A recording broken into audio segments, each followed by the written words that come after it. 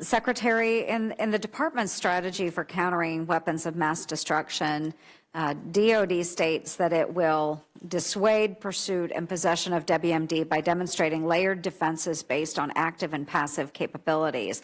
You had made those comments as well in your opening statement. Can you, in this open setting, can you describe what those capabilities are? What are those layered defenses? So, Senator, that there's a range of defenses depending on the type of weapon used and the consequences of the effect. Starting with the passive, that's inclusive of resilience to deny the adversary the intended benefit of the use. So the better defended or the more resilient the targets of their attacks, the less inclination on their part to employ it. Active military operations or a range of other activities that are not necessarily kinetic military operations.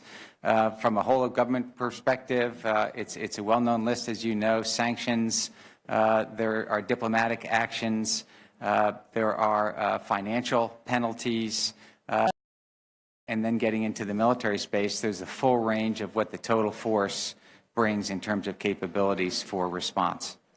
Okay, and as Secretary of Homeland Defense and Global Security, you coordinate the CWMD policy and oversee defense support to civilian authorities. And how is DoD postured to respond to a CBRN incident in the homeland? And can you give us an example and walk us through that? Senator, we have what we call the CBRN response enterprise. It's almost 19,000, combination of National Guard and Title X military who are formed into a variety of teams. We have the WMD CSTs, the civil support teams. We have the enhanced response teams. We have a range of teams with different mix of capabilities that go from decontamination, detection, medical effects, medical treatment.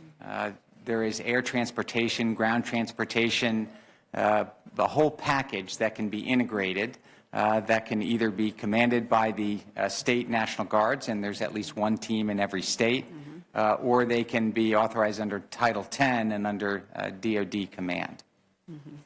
I appreciate and thank you for the shout out for our CSTs. I'm intimately familiar with the CST existing in our Iowa Army National Guard, Air Guard as well. We have both Air Guard and Army National Guard that combine their forces. It's a joint force. They work very proactively. But just for the public's information, can you describe their proactive stance and where they might be stationed during large events? Perhaps they were around the Super Bowl this past weekend, just so people understand how we utilize those teams. Yes, as you imply, Senator, we use them on a routine basis. Starting with national special security events, the Super Bowl, other large events, 4th of July.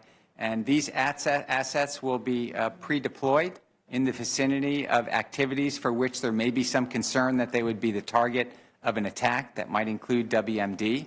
And they are prepared to respond in concert with all the other assets that are typically deployed for those events, law enforcement and others. I appreciate that. And just to make it clear for our public that we are not just reactive in certain situations, but we're also very proactive in making sure that our public is safe here on the homeland. Absolutely. So